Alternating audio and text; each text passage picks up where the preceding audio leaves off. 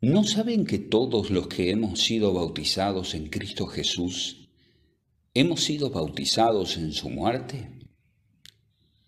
Porque somos sepultados juntamente con Él para muerte por el bautismo, a fin de que como Cristo resucitó de los muertos por la gloria del Padre, así también nosotros andemos en nueva vida. Romanos 6, 3 y 4. No me voy a involucrar en controversias surgidas de este texto, porque en relación con él algunas personas han debatido sobre el bautismo infantil o el bautismo de los creyentes, inmersión o aspersión. Si hay algunos que puedan ofrecer una interpretación de este texto que sea constructiva y consistente desde una perspectiva diferente de la que entiende que la inmersión de los creyentes constituye el bautismo cristiano, me gustaría ver cómo lo hacen. Yo soy absolutamente incapaz de realizar tal hazaña. Y ni siquiera me puedo imaginar cómo lograrlo. Me basta con aceptar el punto de vista que el bautismo simboliza la sepultura de los creyentes en el agua en el nombre del Señor. Y desde esa perspectiva voy a interpretar el texto. Si otros tienen otra perspectiva, al menos puede interesarles saber lo que nosotros entendemos, que es el significado del rito del bautismo, y espero que no dejen de reflexionar sobre el sentido espiritual simplemente porque difieren de nosotros en cuanto al signo externo. Después de todo, el emblema visible no es la materia más destacada del texto. Que el Espíritu Santo nos ayude a discernir la enseñanza esencial.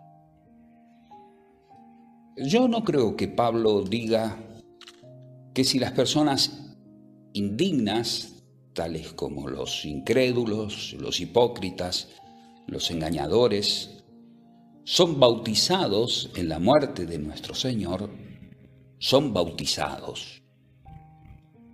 Pablo dice, todos los que hemos sido, contándose él mismo con el resto de los hijos de Dios.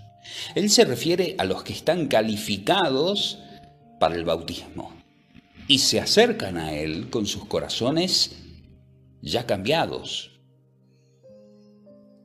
Pablo dice de ellos, ¿o no saben que todos los que hemos sido bautizados en Cristo Jesús hemos sido bautizados en su muerte?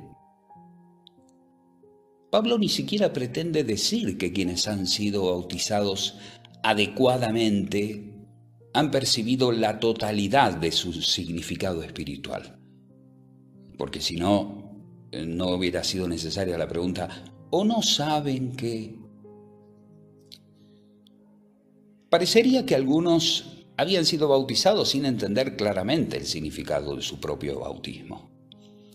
Tenían fe y un poco del suficiente conocimiento para calificarlos para el bautismo, pero no habían sido instruidos adecuadamente en la enseñanza del bautismo. Tal vez ellos solo veían en el bautismo el aspecto del lavamiento, pero no habían discernido todavía el aspecto de sepultura. Voy a ir más allá y decir que me pregunto si alguien de nosotros ya conoce la totalidad del significado de cualquiera de las ordenanzas que Cristo ha instituido. En relación a las cosas espirituales, todavía somos como niños que juegan en la playa mientras el océano se despliega ante nosotros. En el mejor de los casos, nos adentramos hasta los tobillos, como nuestros niños lo hacen en las playas. Muy pocos de nosotros estamos aprendiendo a nadar, pero únicamente lo hacemos donde podemos tocar el fondo sin problemas. ¿Quién de nosotros se ha alejado hasta perder de vista la playa, nadando en el Atlántico del amor divino, donde una verdad insondable se extiende abajo y el infinito lo rodea todo. Oh, que Dios nos enseñe cada día más acerca de lo que ya conocemos en parte y que la verdad que hasta ahora hemos percibido vagamente venga a nosotros de una manera más clara y más brillante, hasta que veamos todo a la limpia luz del sol. Esto solo se puede dar conforme nuestro carácter se vuelva más claro y puro, pues vemos según lo que somos, y como es el ojo, así es lo que ve. Solo el puro de corazón puede ver a un Dios puro y santo. Seremos semejantes a Jesús cuando lo veamos como es, y ciertamente nunca lo veremos como es, hasta que no seamos semejantes a Él. En relación con las cosas celestiales, vemos en la medida de lo que tenemos dentro de nosotros. Quien ha comido espiritualmente la carne y la sangre de Cristo es quien puede ver esto en la Sagrada Cena. Y quien ha sido bautizado en Cristo ve a Cristo en el bautismo. Al que tiene, se le dará, y tendrá en abundancia. El bautismo declara la muerte, la sepultura y la resurrección de Cristo, y nuestra participación con Él. Hay dos aspectos en su enseñanza. Primero, piensen en nuestra unión representativa con Cristo, de tal forma que cuando murió y fue sepultado, fue a nombre nuestro, y así fuimos sepultados con Él. Esto les dará la enseñanza del bautismo en la medida que declara un credo. Declaramos, por medio del bautismo, que creemos en la muerte de Jesús y deseamos participar de todo su mérito. Pero hay otro asunto igualmente importante, y es nuestra unión realizada con Cristo, que es declarada por medio del bautismo. Pero no tanto como una doctrina de nuestro credo, sino más bien como materia de nuestra experiencia. Hay una manera de morir, de ser sepultado, de resucitar y de vivir en Cristo que debe mostrarse en cada uno de nosotros si en verdad somos miembros del cuerpo de Cristo. Entonces, en primer lugar, quiero que piensen en nuestra unión representativa con Cristo, que es presentada en el bautismo como una verdad que debemos creer. Nuestro Señor Jesús es el sustituto de su pueblo, y cuando murió, lo hizo a nombre de su pueblo y en lugar suyo. La grandiosa doctrina de nuestra justificación tiene su sustento en esto, que Cristo llevó nuestros pecados, tomó el lugar que nos correspondía y como nuestra garantía sufrió y sangró y murió, presentando de esta manera a nombre nuestro un sacrificio por el pecado. Debemos verlo no como una persona privada, sino como nuestro representante. En el bautismo somos sepultados con Él en la muerte para mostrar que su muerte y su sepultura son por nosotros. El bautismo como una sepultura con Cristo significa, en primer lugar, aceptar que la muerte y la sepultura de Cristo son por nosotros. Hagamos eso en este mismo momento de todo corazón. ¿Qué otra esperanza tenemos? Cuando nuestro divino Señor descendió de las alturas de la gloria y se hizo hombre, se hizo uno contigo y conmigo. Y siendo encontrado a semejanza del hombre, complació al Padre poner el pecado sobre él, tus pecados y los míos. ¿No aceptas esa verdad? Estando de acuerdo que el Señor Jesús debe ser quien lleve tu culpa y debe ser quien te represente ante Dios. Que cada uno de ustedes diga, amén, amén. Él fue colocado en el madero, cargado con toda esta culpa, y allí Él sufrió en lugar nuestro lo que nosotros debimos haber sufrido. Complació al Padre, en vez de castigarnos a nosotros, castigarlo a Él. Lo llenó de aflicción, convirtiendo a su alma en una ofrenda por el pecado. ¿No aceptamos gustosamente a Jesús como nuestro sustituto? Queridos hermanos, ya sea que hayan sido bautizados en agua o no, yo les hago esta pregunta. ¿Aceptan al Señor Jesús como su garantía y sustituto? Porque si no lo aceptan, ustedes cargarán con su propia culpa y llevarán su propia pena y estarán en el lugar que les corresponde bajo la mirada de la airada justicia de Dios.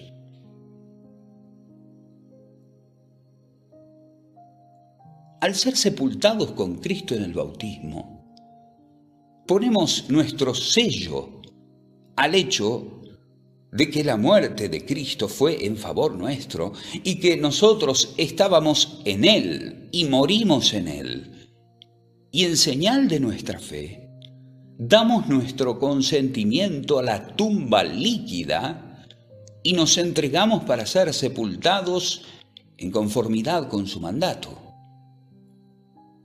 Este es un asunto de fe fundamental. Cristo, muerto y sepultado por nosotros. En otras palabras, sustitución, garantía, sacrificio vicario. Su muerte es la base de nuestra confianza. No somos bautizados en su ejemplo o en su vida, sino en su muerte. Aquí confesamos que toda nuestra salvación descansa en la muerte de Jesús y aceptamos que esa muerte tuvo lugar en sustitución nuestra. Pero esto no es todo, porque si debo ser sepultado, no es porque yo acepto la muerte sustitutiva de alguien más a favor mío, sino porque yo mismo estoy muerto. El bautismo es un reconocimiento de nuestra propia muerte en Cristo. ¿Por qué debe ser enterrado un hombre que está vivo? Es más, ¿por qué debe ser enterrado porque otro haya muerto por él? Mi sepultura con Cristo quiere decir no solo que Él murió por mí, sino que morí en Él. Así que mi muerte con Él necesita una sepultura con Él. Jesús murió por nosotros porque Él es uno con nosotros. El Señor Jesucristo no llevó los pecados de su pueblo debido a una elección arbitraria de Dios.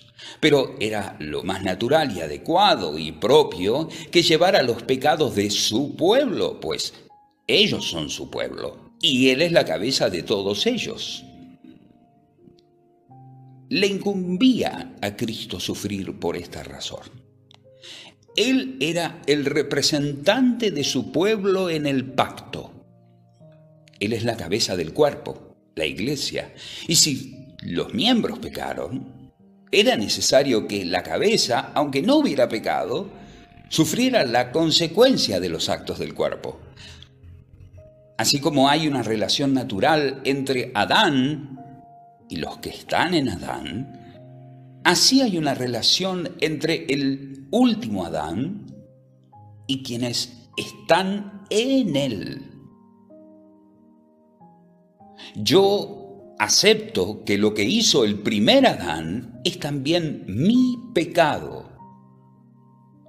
Algunos de ustedes pueden tener problemas con esto y con toda la dispensación del pacto, pero puesto que Dios así lo quiso y yo siento su efecto, no veo ningún caso en oponerme.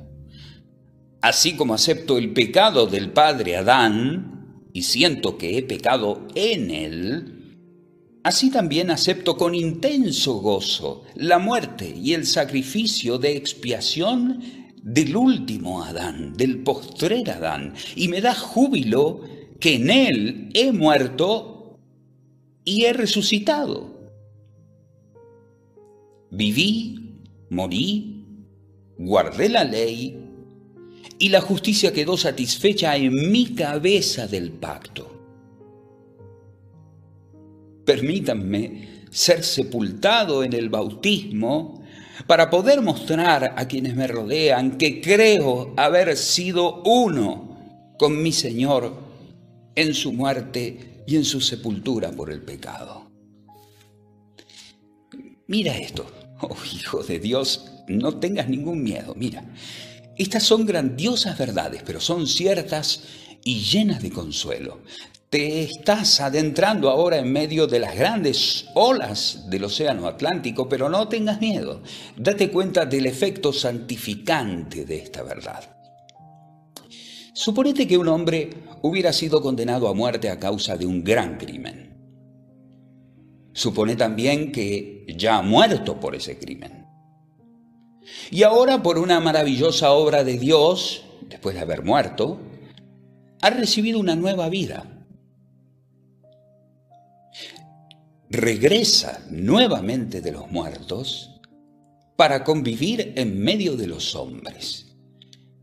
¿Y cuál debería ser el estado de su mente con relación a su ofensa? ¿Cometería ese crimen otra vez? ¿Un crimen por el que ha muerto?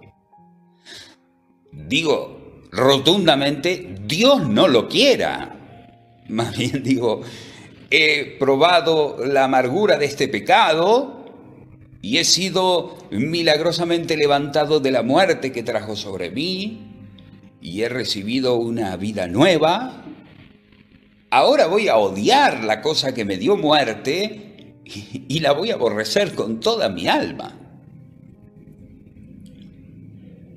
Bueno, quienes han recibido la paga del pecado deberían aprender a evitarlo en el futuro. Sí puede que respondas, pero nunca morimos así, nunca tuvimos que sufrir la debida recompensa por nuestros pecados. Es cierto, pero lo que Cristo hizo por ti equivale a lo mismo, y el Señor lo mira de la misma forma.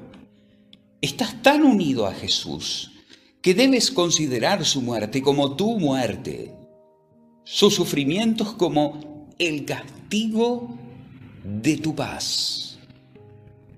Tú has muerto en la muerte de Jesús y ahora por una gracia extraña y misteriosa eres levantado de nuevo del foso de corrupción a una vida nueva. ¿Acaso quieres regresar al pecado? ¿Has visto lo que Dios piensa del pecado? Percibes que Él lo aborrece completamente, pues cuando fue colocado sobre su querido Hijo, no lo perdonó, sino que lo afligió y lo hirió de muerte. ¿Puedes tú, después de todo esto, regresar a la cosa maldita que Dios aborrece? Ciertamente, el efecto de la gran aflicción del Salvador debe ser santificante sobre tu espíritu. ¿Cómo es posible, dice San Pablo, que nosotros que estamos muertos al pecado podamos vivir aún en él? ¿Cómo es posible que nosotros que hemos pasado bajo su maldición y hemos soportado ya su terrible castigo, toleremos de nuevo su poder. ¿Acaso queremos regresar a este mal villano, asesino, espantoso, abominable? No, no puede ser. Dios no lo permita. Esta doctrina no concluye todo el asunto. El texto nos describe como sepultados para resucitar. ¿Por qué? Dice Pablo, somos sepultados juntamente con Él para muerte por el bautismo. ¿Pero para qué? Sigue Pablo, a fin de que como Cristo resucitó de los muertos por la gloria del Padre, así también nosotros vivamos en una vida nueva. Ser sepultados juntamente con Cristo. ¿Para qué?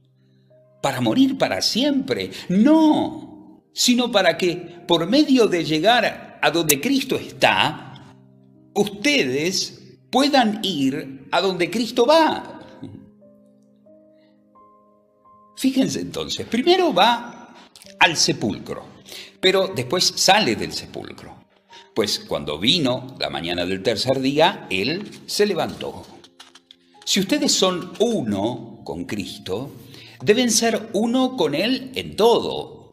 Deben ser uno con Él en su muerte y uno con Él en su sepultura. Entonces, serán uno con Él en su resurrección. ¿Soy un hombre muerto ahora? No, bendito sea su nombre. Está escrito, porque yo vivo, ustedes también vivirán, dice el Señor Jesús. Es verdad, yo estoy muerto en un sentido. Pablo dice, porque han muerto, bueno, pero sin embargo no estoy muerto en otro sentido. Dirá, su vida está escondida con Cristo en Dios. ¿Y quién puede estar absolutamente muerto si tiene una vida escondida? No, puesto que soy uno con Cristo, yo soy lo que Cristo es. Como Él es un Cristo vivo, yo soy un espíritu vivo. Cuán glorioso es haber sido levantado de los muertos porque Cristo nos ha dado la vida. Nuestra vida vieja, legal, nos ha sido quitada por la sentencia de la ley y la ley nos considera ya muertos. Pero ahora hemos recibido una nueva vida, una vida después de la muerte, vida de resurrección en Cristo Jesús. La vida del cristiano es la vida de Cristo. La nuestra no es la vida de la primera creación, sino de la nueva creación, después de haber muerto. Ahora vivimos una vida nueva, vivos para ser santos y justos, y tener gozo en el Espíritu de Dios. La vida de la carne es un estorbo para nosotros. Nuestra energía está en su Espíritu. En el sentido más elevado y mejor, nuestra vida es espiritual y celestial. Esta es también una doctrina que debemos sostener firmemente. Ahora quiero que vean la fuerza de esto, pues quiero alcanzar resultados prácticos con estas palabras. Si Dios nos ha dado enteramente a ustedes y a mí una vida nueva en Cristo, ¿cómo puede gastarse esa vida nueva como si fuese la vieja vida? ¿Vivirá el hombre espiritual como vive el carnal? ¿Cómo es posible que ustedes, que fueron los siervos del pecado, pero que han recibido la libertad por medio de la sangre preciosa de Cristo, regresen a su vieja esclavitud? Cuando estaban en la vida del viejo Adán, vivían en el pecado y amaban el pecado, pero han estado muertos y sepultados y han salido para vivir una vida nueva. Ahora, ¿puede suceder acaso que regresen a los elementos miserables de los cuales el Señor los ha rescatado?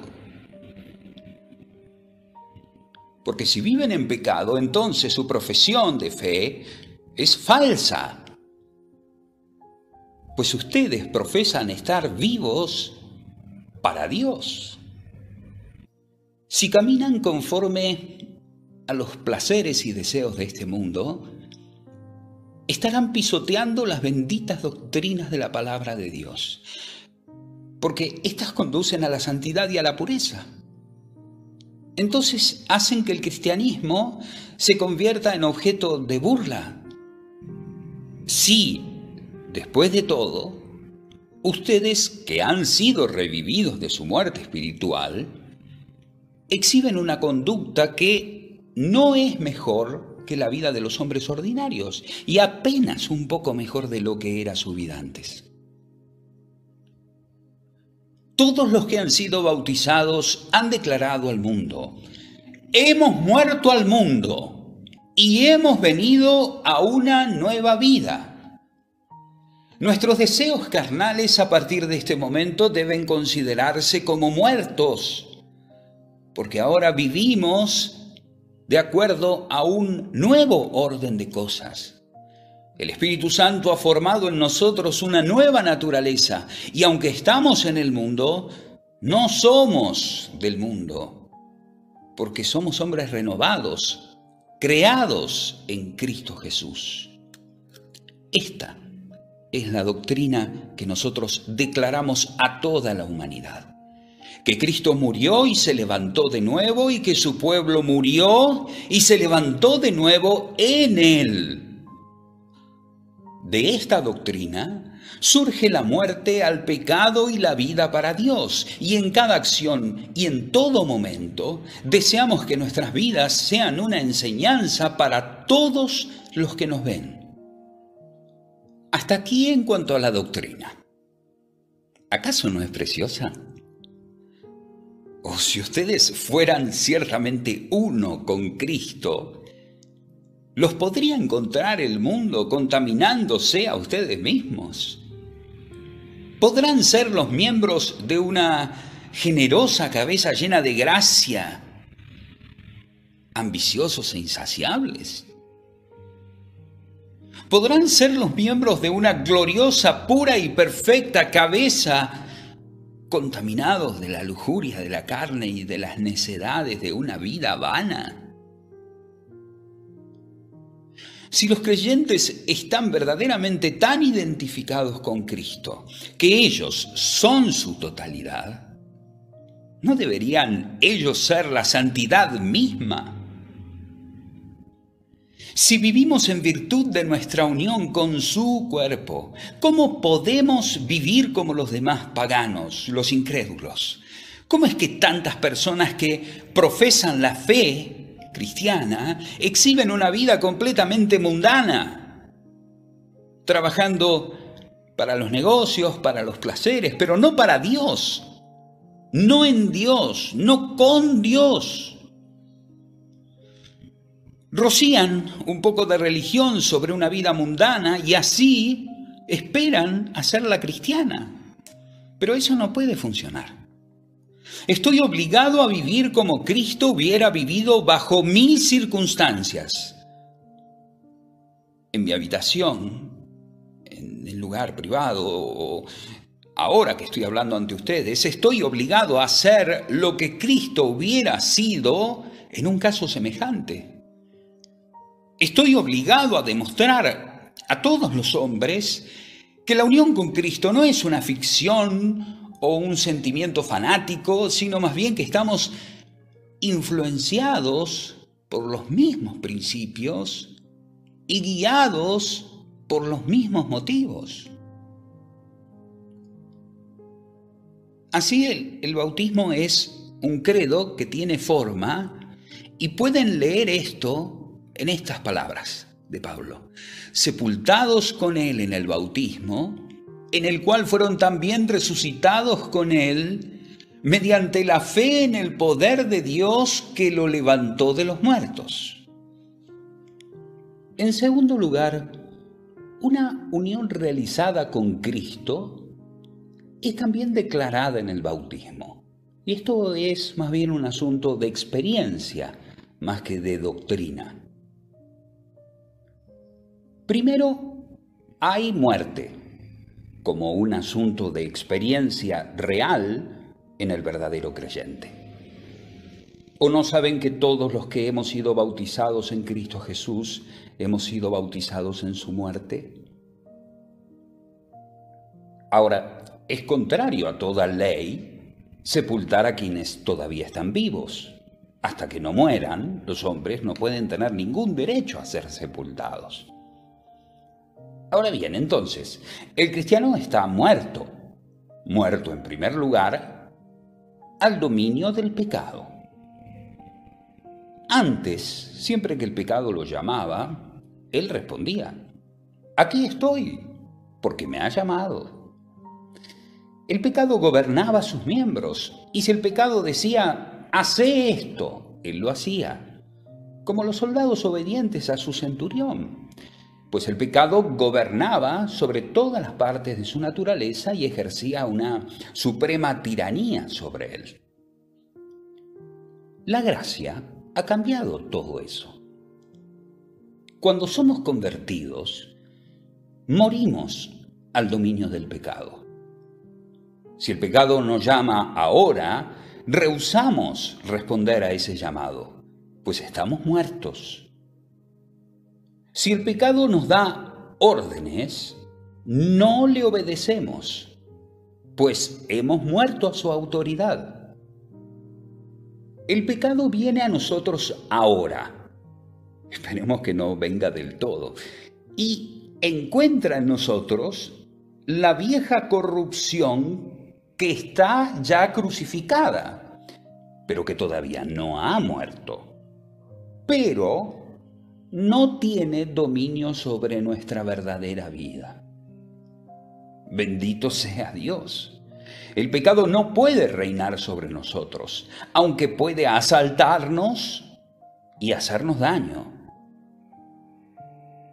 Porque el pecado no se enseñoreará de ustedes, pues no están bajo la ley, sino bajo la gracia. Pecamos, pero presentando batalla. Con cuánta aflicción miramos nuestras transgresiones pasadas. Con cuánta sinceridad tratamos de evitarlas. El pecado intenta mantener sobre nosotros el poder que ha usurpado, pero nosotros no lo reconocemos como nuestro soberano. El mal entra en nosotros ahora como un intruso, como un extraño, y produce una triste desolación, pero no se queda sentado en el trono. Es un extranjero y ahora es despreciado. Ya no recibe ningún honor. No produce deleite. Estamos muertos al poder soberano del pecado. El creyente está muerto al deseo de tal poder. Si ha sido sepultado espiritualmente con Cristo, ¿cómo? Dices tú. ¿Acaso los hombres piadosos no tienen deseos pecaminosos? Sí, lo tienen. La vieja naturaleza que hay en ellos suspira por el pecado, pero el hombre verdadero, el ego real, desea ser purificado de toda mancha o rastro de mal. La ley que rige los miembros finge la necesidad de pecar, pero la vida del corazón obliga a la santidad. Por eso puedo decir con honestidad, en lo que a mí respecta, que el más profundo deseo de mi alma es vivir una vida perfecta.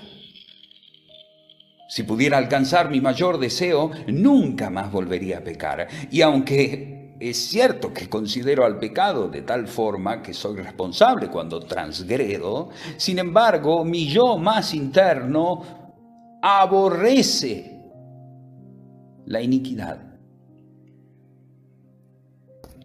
El pecado es mi servidumbre, no mi placer, mi miseria, no mi gozo. Ante el simple pensamiento de pecado, yo exclamo: ¡ay de mí, miserable de mí! ¿Quién me librará de este cuerpo de muerte? En lo más profundo de nuestros corazones, nuestro espíritu se aferra firmemente a lo que es bueno y verdadero y celestial, de tal forma que el hombre real se goza en la ley de Dios y busca con firmeza la bondad. La corriente principal y la verdadera inclinación del deseo y de la voluntad de nuestras almas no es hacia el pecado. Y el apóstol no nos enseñó meras ilusiones cuando dijo: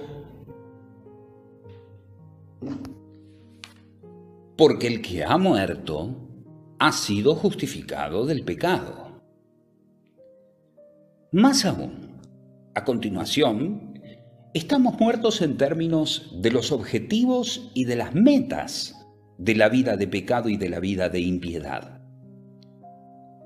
Queridos hermanos, hay algunos de ustedes que profesan ser siervos de Dios, que están viviendo para ustedes mismos. Entonces ustedes no son siervos de Dios. Pues el que realmente ha nacido de nuevo vive para Dios. El objetivo de su vida es la gloria de Dios y el bien de sus prójimos. Este es el premio que es colocado ante el hombre nacido de nuevo y hacia él se lanza.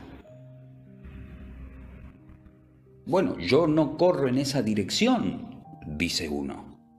Muy bien, entonces no vas a llegar al fin deseado.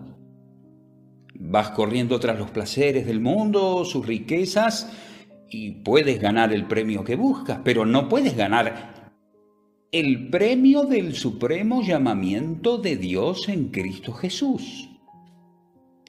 Espero que muchos de nosotros podamos decir con honestidad que estamos muertos a cualquier otro objeto en la vida excepto la gloria de Dios en Cristo Jesús. Estamos en el mundo y tenemos que vivir como lo hacen otros hombres, desarrollando nuestras actividades ordinarias, pero todo esto está subordinado y es controlado como con freno y brida. Nuestras metas están más allá de esa luna cambiante. El vuelo de nuestra alma, como el del águila, está por encima de estas nubes.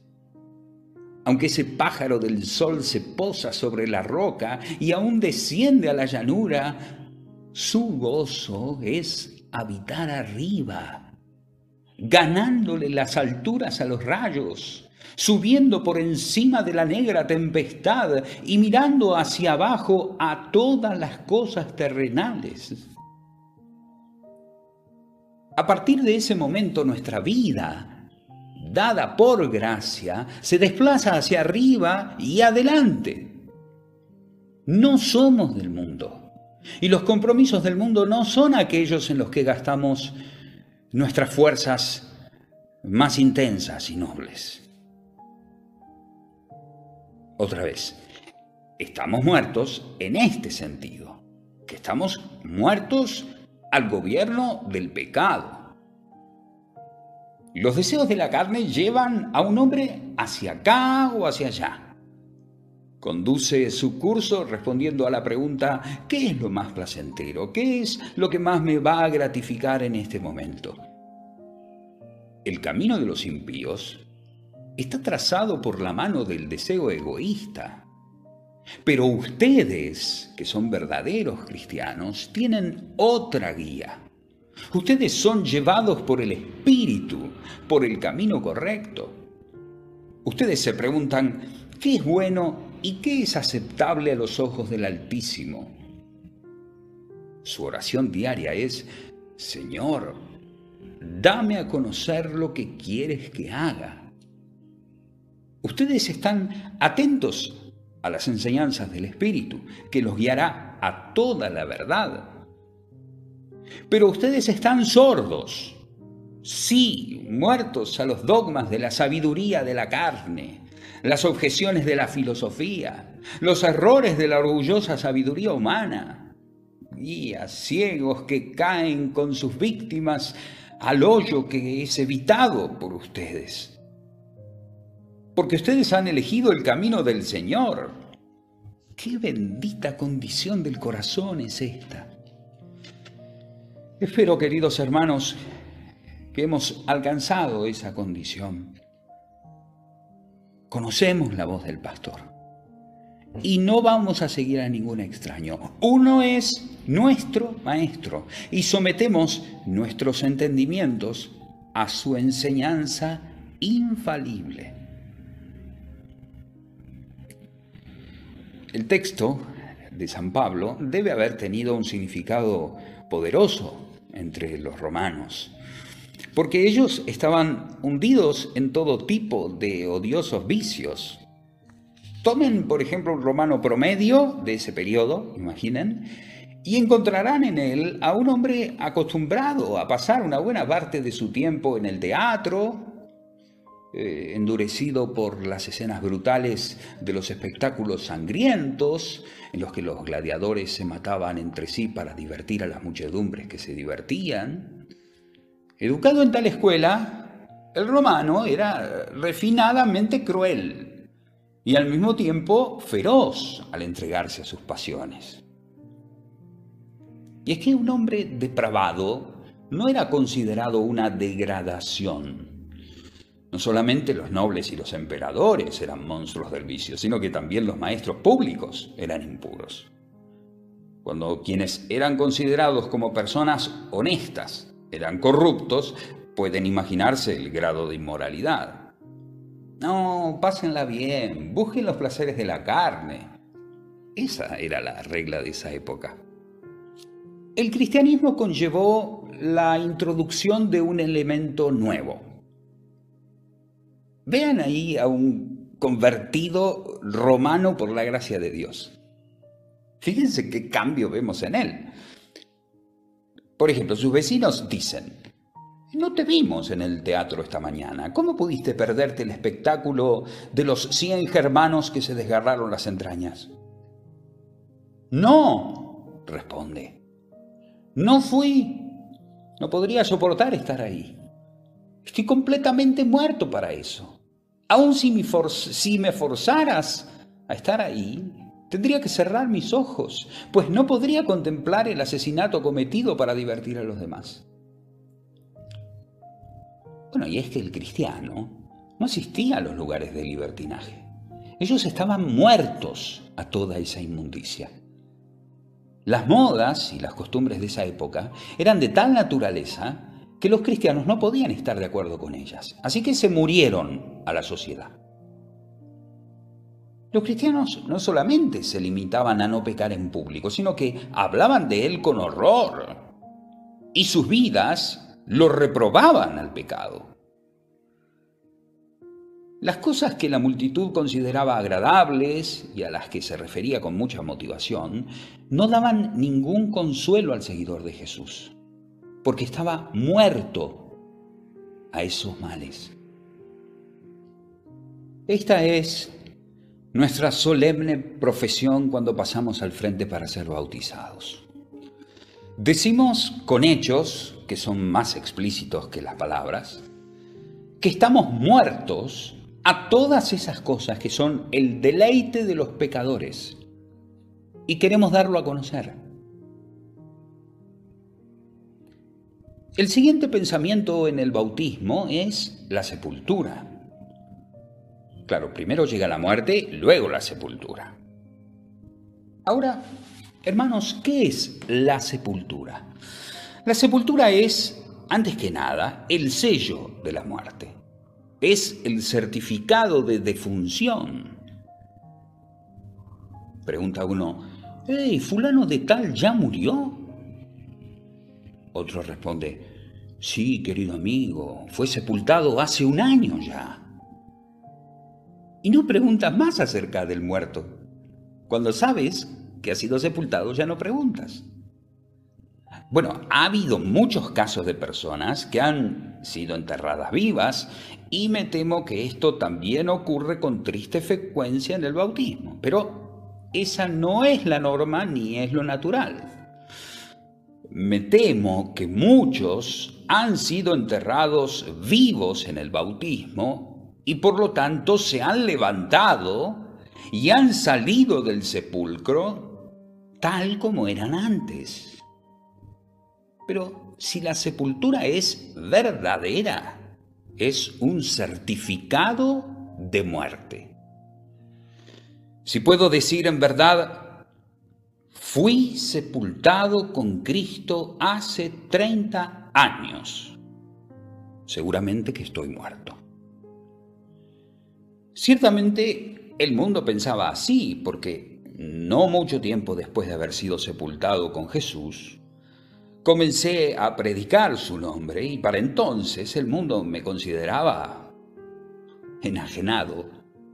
Decían de mí, apesta. Comenzaron a hablar mal de mí en todos los sentidos. Pero mientras más apestaba en sus narices, yo me sentía mejor. Porque de esa manera estaba completamente seguro de que yo estaba realmente muerto para el mundo. Es bueno que el cristiano resulte ofensivo para el hombre pecador. Miren cómo nuestro Señor apestaba en la estima de los impíos cuando exclamaban, ¡afuera, afuera, crucifícalo! Aunque ninguna corrupción podía ni siquiera acercarse a su cuerpo bendito. Sin embargo, su carácter perfecto no fue saboreado por esa generación perversa. Por tanto, debe haber en nosotros muerte al mundo, y junto con algunos de los efectos de la muerte. O de lo contrario, nuestro bautismo es nulo. Así como la sepultura es el certificado de muerte, así la sepultura con Cristo es el sello de nuestra mortificación al mundo. Ahora, a continuación, la sepultura es la manifestación de la muerte.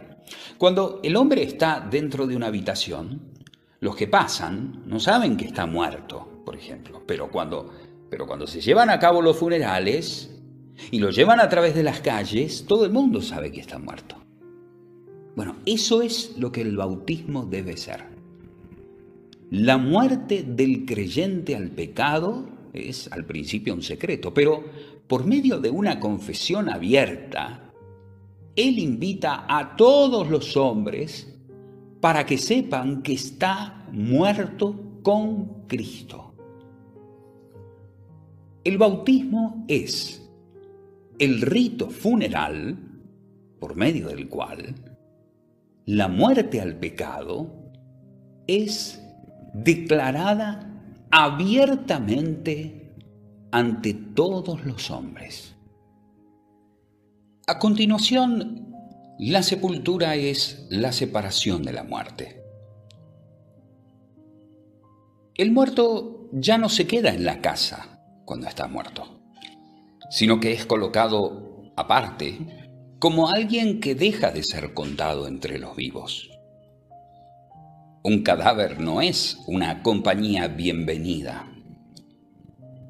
Aún el objeto más amado, después de un poco, ya no puede ser tolerado cuando la muerte ha hecho su trabajo en él.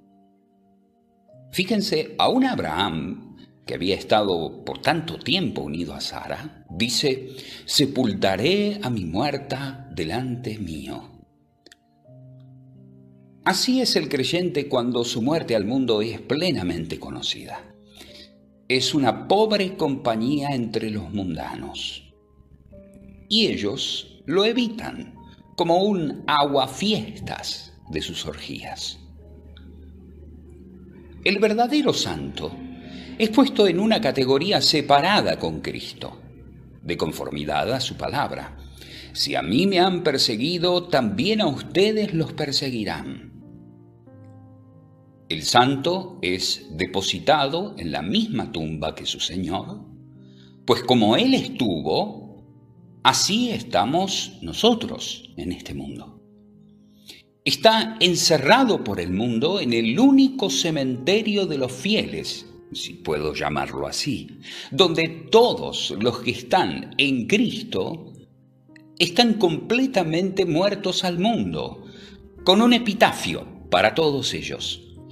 Porque han muerto y su vida está escondida con Cristo en Dios. Y la tumba es el lugar, no encuentro la palabra apropiada, de la fijeza de la muerte. Porque cuando un hombre muere y es enterrado, tú no esperas verlo regresar a casa ya, nunca más. Pero en lo que respecta a este mundo, la muerte y la sepultura son irrevocables. Es cierto, dicen por ahí que los espíritus caminan por la tierra y todos hemos leído en los periódicos este tipo de titulares, la verdad acerca de los fantasmas. Pero yo tengo mis dudas al respecto. En los asuntos espirituales, en cambio, me temo que algunos no están muy sepultados con Cristo, sino que caminan en medio de las tumbas. Me entristece profundamente que así sea. El hombre en Cristo no puede caminar como un fantasma porque está vivo en otro lugar.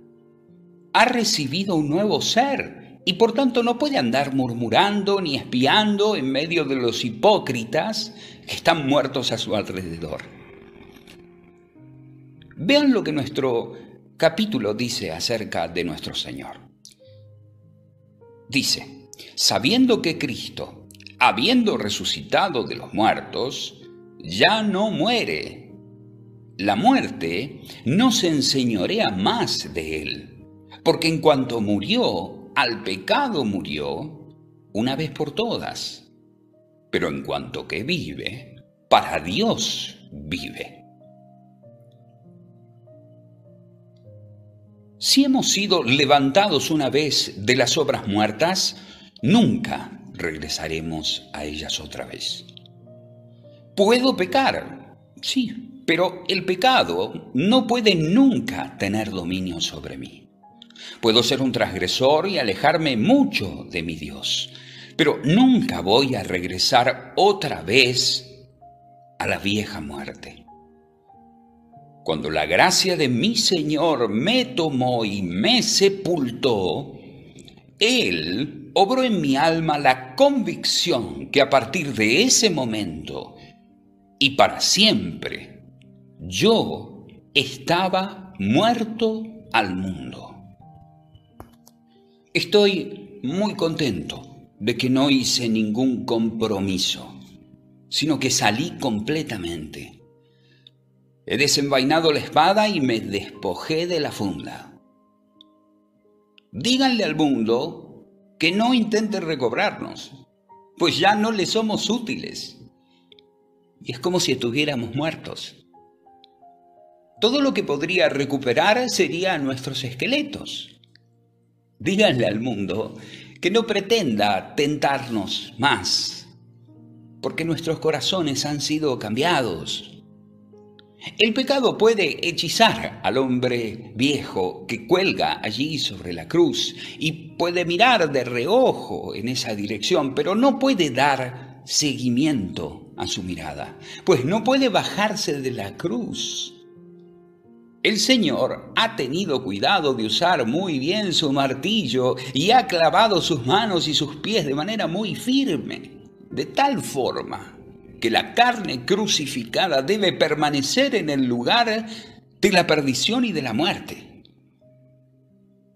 Sin embargo, la vida verdadera y genuina en nosotros no puede morir, porque es nacida de Dios.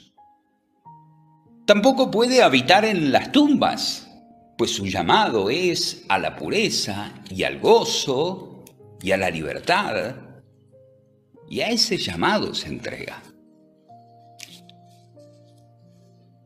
Ahora, hemos avanzado hasta la muerte y a la sepultura, pero el bautismo, de acuerdo con el texto de San Pablo, Romanos 6, representa también la resurrección.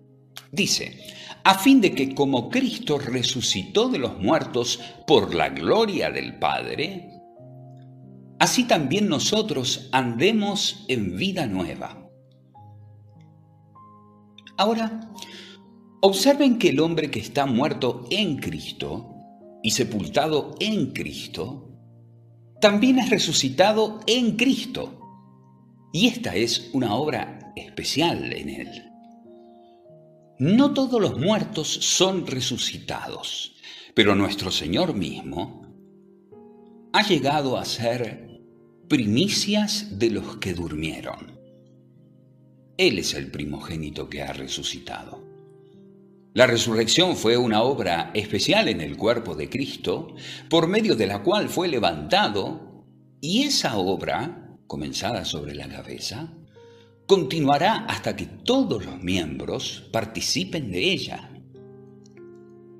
Pues como dice el verso, aunque nuestros propios pecados requieren que nuestra carne bese el polvo, sin embargo, como el Señor, nuestro Salvador, resucitó, así todos sus seguidores lo seguirán. En cuanto a nuestra alma y a nuestro espíritu, la resurrección ha dado comienzo ya en nosotros. No ha venido a nuestros cuerpos todavía, pero será dada en el día designado. Por el momento, una obra especial ha sido realizada en nosotros, por la cual hemos sido levantados de entre los muertos. Hermanos, si hubieran muerto y hubieran sido sepultados y estuvieran descansando una noche, digamos, en el cementerio de la ciudad, y si una voz divina los hubiera llamado para salir de la tumba, cuando las estrellas silenciosas estuviesen brillando en el firmamento, sí, digo, si ustedes se hubieran levantado del verde montículo de tierra, cuán solitarios estarían en el vasto cementerio en medio de la noche tranquila. ¿Cómo te sentirías junto a la tumba y esperarías a que amaneciera? Eso se parece a tu condición en relación al mundo actual, lleno de mal. Tú eras en un tiempo igual al resto de los pecadores que te rodean, muerto en el pecado y durmiendo en la tumba de malas costumbres. El Señor, por su poder, te ha llamado a salir de la tumba y ahora estás vivo en medio de la muerte. No puede haber compañerismo aquí para ti. Pues, ¿qué comunión tienen los vivos con los muertos? El hombre allí en el cementerio que ha recibido nueva vida no encontraría a nadie entre todos los muertos a su alrededor con quien poder conversar. Y ustedes no pueden encontrar a ningún compañero en este mundo. Allí está una calavera, pero no puede ver por las cuencas de sus ojos.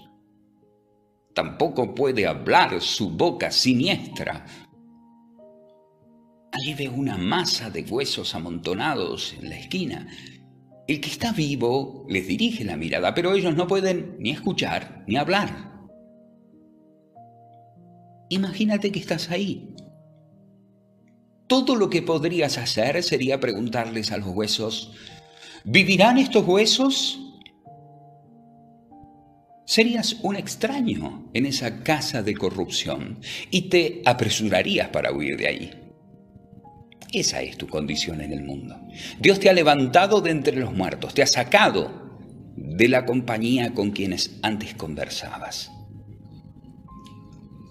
Ahora te ruego, no vayas a escarbar la tierra para abrir las tumbas y encontrar a un amigo allí. ¿Quién abriría un cajón y exclamaría, ven, ven, tienes que venir a beber conmigo? ¿Tienes que ir al cine, al teatro conmigo? No. Nos aterra la idea de asociarnos con la muerte y tiemblo cuando veo a un hombre que profesa la fe tratando de tener comunión con los hombres del mundo. Por lo cual, salgan de medio de ellos y apártense de ellos, dice el Señor, no toquen lo inmundo. Tú sabes lo que pasaría si fueras levantado así y fueras obligado a sentarte muy cerca de un cadáver recientemente sacado de la tumba. Gritarías, no puedo soportarlo, no puedo aguantarlo. Te pondrías del lado del viento ante ese horrible cadáver. Así sucede con el hombre que vive realmente para Dios. No puede tolerar actos de injusticia, opresión o de faltas de castidad, pues la vida aborrece la corrupción. Observen que conforme somos levantados de entre los muertos por una obra especial, ese acto de levantar es obra de un poder divino. Cristo es traído de nuevo, resucitó de los muertos por la gloria del Padre, dice la palabra. ¿Qué significa esto? ¿Por qué no dice por el poder del Padre? Mis queridos hermanos, gloria es una palabra más grandiosa, pues todos los atributos de Dios son desplegados en toda su solemne pompa en la resurrección de Cristo de los muertos. Estaba allí la fidelidad del Señor, pues no había declarado que su alma no descansaría en el sepulcro y que su santo no vería la corrupción. ¿Acaso no se vio ahí el amor del Padre?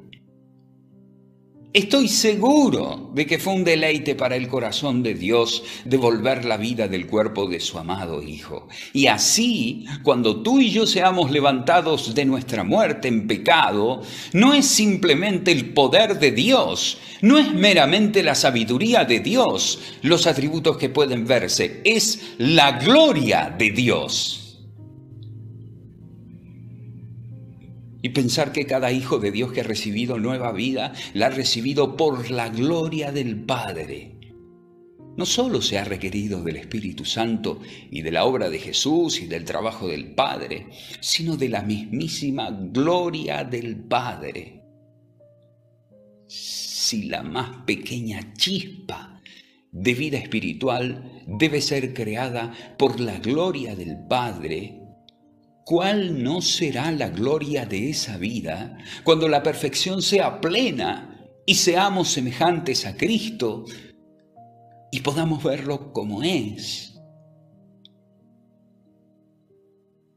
Queridos hermanos, valoren altamente la vida nueva que Dios les ha dado.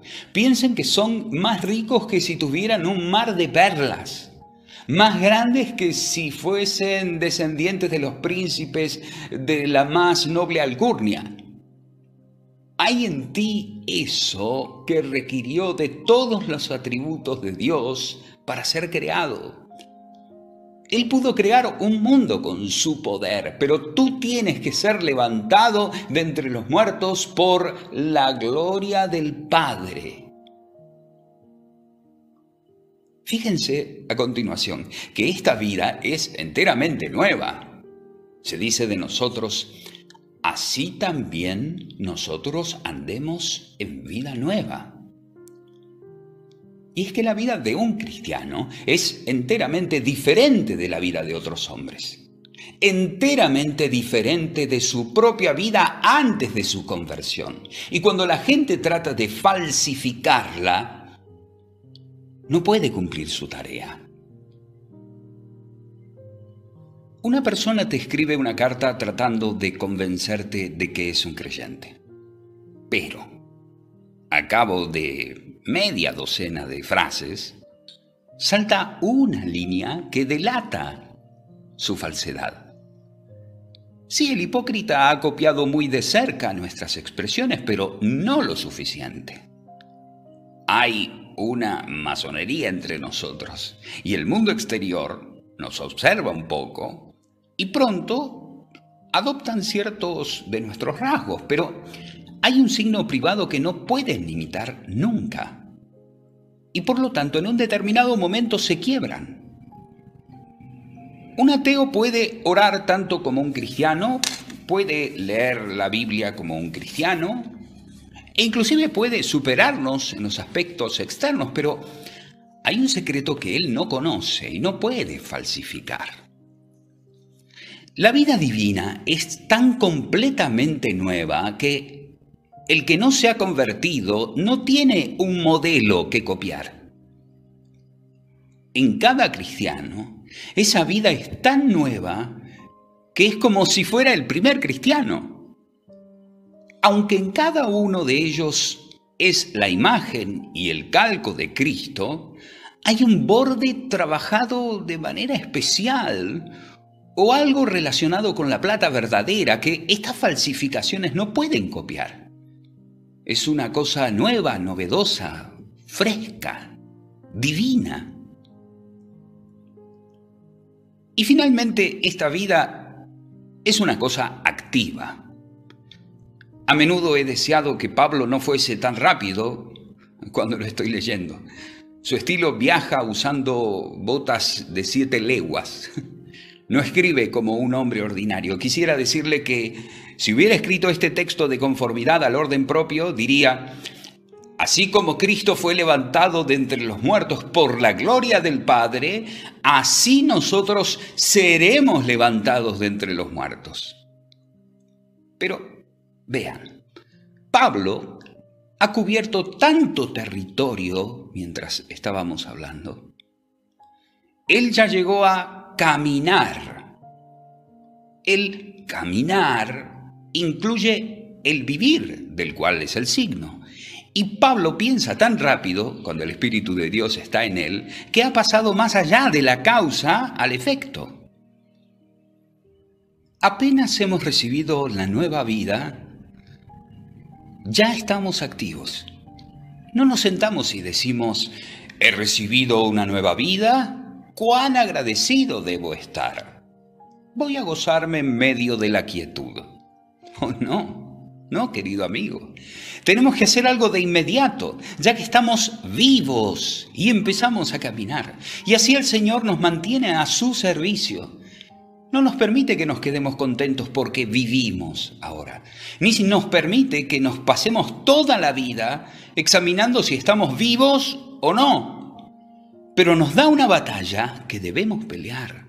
Y luego otra. Nos da su casa para que la construyamos, su hacienda para que la cultivemos, sus hijos para que los cuidemos, sus ovejas para que las alimentemos. Hay momentos en los que experimentamos feroces luchas con nuestro propio espíritu. Y también experimentamos temores de que Satanás y el pecado puedan prevalecer, hasta llegar al punto de que nuestra vida es escasamente discernida por ella misma, pero siempre es discernida por sus actos. La vida que se les da a aquellos que estaban muertos con Cristo es una vida llena de energía y de fuerza, que está para siempre ocupada para Cristo. Y si pudiera, movería cielo y tierra para someter a todas las cosas a Él, quien es la cabeza. Pablo nos dice que esta vida no tiene fin. Una vez que la recibes, nunca te abandonará. Sabiendo que Cristo, dice, habiendo resucitado de los muertos, ya no muere. Seguidamente, es una vida que no está bajo la ley o bajo el pecado. Cristo vino bajo la ley cuando estuvo aquí y cargó con nuestros pecados y por tanto murió. Pero después que se levantó de entre los muertos, ya no tenía esa carga de pecados. En su resurrección, el pecador tiene la garantía para ser libre. ¿Qué tenía que hacer Cristo después de su resurrección? ¿Cargar con más pecados? No. solamente vivir para Dios. Allí es donde estamos tú y yo. No tenemos pecados para llevar ahora. Todos los llevó Cristo. Entonces, ¿qué debemos hacer? Cada vez que tenemos un dolor de cabeza o nos sentimos enfermos, ¿acaso debemos exclamar, este es un castigo por mi pecado? No, nada de eso. Nuestro castigo ya se ha cumplido. Hemos sufrido la pena capital. Estamos muertos. Nuestra vida nueva debe ser para Dios. Todo lo que me queda por hacer es amar y cantar y esperar hasta que vengan los ángeles para llevarme a donde está el Rey. Ahora debo servirle y deleitarme en Él y usar el poder que me da para llamar a otros de entre los muertos, diciendo, despiértate tú que duermes y levántate de entre los muertos y te iluminará Cristo. No iré de regreso a la tumba de la muerte espiritual, ni me vestiré con el sudario del pecado. Pero por la gracia divina, voy a creer en Jesús y voy a ir de fuerza en fuerza, no bajo la ley, no temiendo el infierno, no esperando acumular méritos para el cielo, sino como una nueva criatura, amando porque soy amado, viviendo para Cristo porque Cristo vive en mí, gozándome en la gloriosa esperanza de lo que está por ser revelado en virtud de mi unidad con Cristo. Oh, pobre pecador, tú no sabes nada acerca de esta muerte y esta sepultura, y nunca lo sabrás hasta que no tengas el poder de convertirte en hijo de Dios y que Él da a todos los que creen en su nombre. Cree en su nombre y es todo tuyo. Amén y amén.